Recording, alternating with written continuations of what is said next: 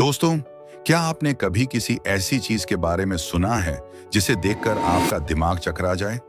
सोचिए, कोई ऐसा जीव जो आधा मछली आधा सांप लगे और उसमें एक अजीब सी एलियन वाइब भी हो। अगर नहीं तो तैयार हो जाइए, क्योंकि आज हम आपको ले चलेंगे फॉसिल्स की उस रहस्यमयी दुनिया में जहां ऐसे ऐसे अजीब और अनोखे जीवों के सबूत मिले हैं जिन्हें आज तक वैज्ञानिक सही से समझ नहीं पाए हैं। सबसे पहले बात करते हैं ट्यूली मॉन्स्टर की, जिसका नाम सुनकर लगता है जैसे यह किसी कार्टून का विलेन हो, लेकिन हकीकत में यह उससे कहीं ज्यादा रहस्यमय है। साल 1966 में अमेरिका के मेजॉन क्रीक इलाके में वैज्ञानिकों को कुछ बेहद अजीब फॉसिल्स मिले। फॉसिल्स मिलना कोई नई बात नहीं थी, लेकिन इस जीव की बनावट इतनी विचित्र थी कि देखने वाले भी दंग रह गए। इसका शरीर लंबा और सिगार जैसा था, आंखें पतली डंडियों पर टिकी थीं और सिर पर एक सूंड जैसी संरचना थी जिसके सिरे पर इसका मुंह था। करीब 14 इंच लंबा यह जीव देखने में जितना छोटा था, उसकी मिस्ट्री उतनी ही बड़ी थी। वैज्ञानिकों ने इसे कई ग्रुप्स में रखने की कोशिश की, कभी मोलस्क, कभी आर्थ्रोपॉड, कभी वर्टिब्रेट, लेकिन यह हर कैटेगरी से बाहर निकल जाता। आज भी इसकी असली पहचान एक पहेली बनी हुई है। अब मिलते हैं टाइफ्लेसिस से। नाम की तरह ही यह जीव पूरी तरह से कंफ्यूजिंग है।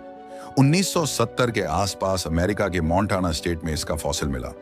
शुरू में वैज्ञानिकों ने ज्यादा ध्यान नहीं दिया, क्योंकि इसमें न तो हाथ थे, न पैर और न ही कोई सही डाइजेस्टिव सिस्टम, बस एक पतली सी स्पिंडल जैसी बॉडी और एक टेल। लेकिन फिर मिला एक अनोखा ऑर्गन जिसमें आयरन की मात्रा काफी ज्यादा थी। यह खोज हैरान कर देने वाली थी। पहले इसे कोनोडोंट्स ग्रुप का हिस्सा समझा गया, लेकिन बाद में पता चला कि उसके फॉसिल में मिले दांत असल में इसके नहीं बल्कि इसके शिकार के थे। 2022 में रिसर्चर्स ने खुलासा किया कि टाइफ्लेसिस के पास एक शूट करने वाली जीभ जैसी संरचना थी, जिससे वह अपने शिकार को पकड़ता था, कुछ हद तक घोंघे के रेडुला जैसी। लेकिन यह जानकारी भी इसे किसी खास एनिमल ग्रुप में फिट नहीं कर पाई। यही साबित करता है कि प्रकृति के प्रयोग हमेशा सीधी रेखा में नहीं चलते। आगे बढ़ते हैं एडसकिस्टस और एस्काम्सिया की ओर। ये जीव ऐसे लगते हैं जैसे किसी ने अंग्रेजी के अक्षरों को जिंदा कर दिया हो। एडसकिस्टस का आकार एच अक्षर जैसा था और इसमें कई सिमेट्रिकल प्रोजेक्शन थे। कुछ वैज्ञानिक इसे कॉलोनी एनिमल मानते हैं। वहीं एस्काम्सिया वाई अक्षर जैसा दिखता था, लेकिन इसके अंगों का असली काम आज भी एक रहस्य है। ये दोनों जीव साबित करते हैं कि प्राचीन महासागर कितने विविध और विचित्र जीवों से भरे हुए थे। अब चलते हैं ईडियाकारण पीरियड की ओर, यानी करीब 635 से 538 मिलियन साल पहले का समय। यही वह दौर था जब पृथ्वी पर पहली बार कॉम्प्लेक्स जीवन प्रकट हुआ। इसी समय का एक अनोखा जीव है नामकलात्स। इसका फॉसिल देखकर ऐसा लगता है जैसे किसी गेम का हॉरर मॉन्स्टर हो। ऊपर से डोम जैसी संरचना, नीचे सॉफ्ट बॉडी और चारों ओर अजीब छेद। कोई इसे पौधा कहता, कोई फंगस तो कोई एलियन। बाद में पता चला कि यह शायद स्केलेटन बनाने वाला सबसे पहला जीव था। इसके होल्स पानी फिल्टर करने या शिकार फंसाने के लिए थे या सिर्फ डिजाइन थे, यह आज भी रहस्य है। इसी दौर के और जीव हैं डिक्किंसोनिया और स्प्रिगीना। ये इतने सपाट और अजीब थे कि इन्हें देखना किसी प्राचीन कालीन को देखने जैसा लगता है। न इनके मुंह का सबूत मिला, न एनस का। ये शायद ऐसे जीव थे जिनका आधुनिक जीवन से कोई सीधा रिश्ता नहीं है, यानी ये विकास की ऐसी शाखा थे जो आगे नहीं बढ़ पाई।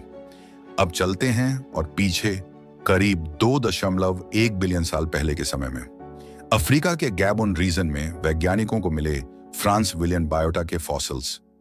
ये डिस्क जैसी आकृतियों में थे, जिन पर बहस छिड़ी हुई है कि ये जीवित थे या सिर्फ पत्थर के पैटर्न। कुछ रिसर्च में इनसे जिंक मिलने का सबूत मिला, जो जीवन के संकेत देता है। अगर यह सच है तो इसका मतलब है कि मल्टी सेल्यूलर जीवन की शुरुआत हमारी सोच से कहीं पहले हो चुकी थी। और अब बात करते हैं नेक्टोकेरियस की। इसका पहला फॉसिल 1910 में मिला था, लेकिन किसी ने ध्यान नहीं दिया। बाद में इसके कई सैंपल मिले और पता चला कि यह किसी स्क्विड जैसा तैराक जीव था। इसके टेंटिकल्स, फिन्स और फनल थे, लेकिन यह सामान्य स्क्विड से बिल्कुल अलग विकास का परिणाम था। 2019 में इसका एक और करीबी रिश्तेदार मिला और दोनों को एक नई फैमिली नेक्टोकैरिडी में रखा गया। लेकिन दिलचस्प बात यह है कि यह पूरी फैमिली आज भी होमलेस है। इसे किसी भी जात ग्रुप में फिट नहीं किया जा सका। दोस्तों, इन कहानियों से हमें एक बड़ा सबक मिलता है।